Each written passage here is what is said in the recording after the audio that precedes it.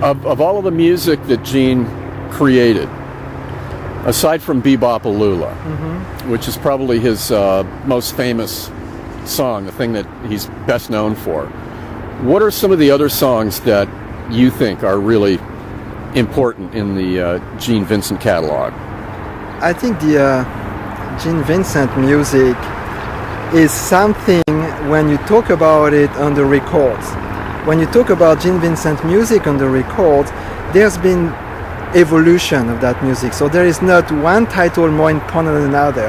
Bebop-A-Lula was very, very successful because it was the right music at the right time. And plus he had an unbelievable guitar player that was named Cliff Gallup. So between Gene's raw energy that he created himself this song as a young teenager, and Cliff Gallup was the Chet Atkins, level. He was one of the greatest guitar players ever, and he was so humble in the same time. Same as Gene, one of the greatest singers we've ever had, most humble man you can find.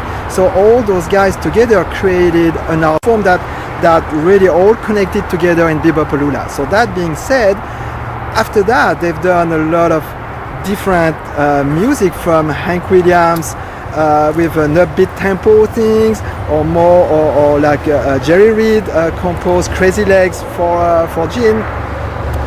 But that's one thing, those are the records. What made Gene so famous around the world is his presence on stage. People had never seen a show like that.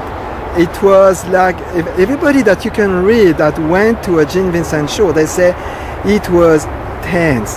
There was that energy, you were never knowing what was going to happen next. He had this presence, this raw energy that you find later in The Who, for example, the band. You can find that in the Rolling Stone.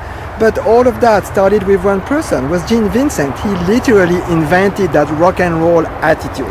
So which song is more important than one another? I'm not sure. They are all good in my opinion, but the way he was interpreting them on stage, whoever saw him at the time had an imprint for life. That's what I can say. This is what John Lennon said.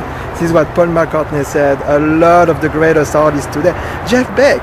And Jeff Beck did an album about Gene Vincent back in 1993 because that's what pushed him. When the first time he heard Gene Vincent and Cliff Gallup, it's just the revelation for him. It was like, oh, now I know what I'm going to do with my life. And back in 1993, he paid homage to Gene Vincent.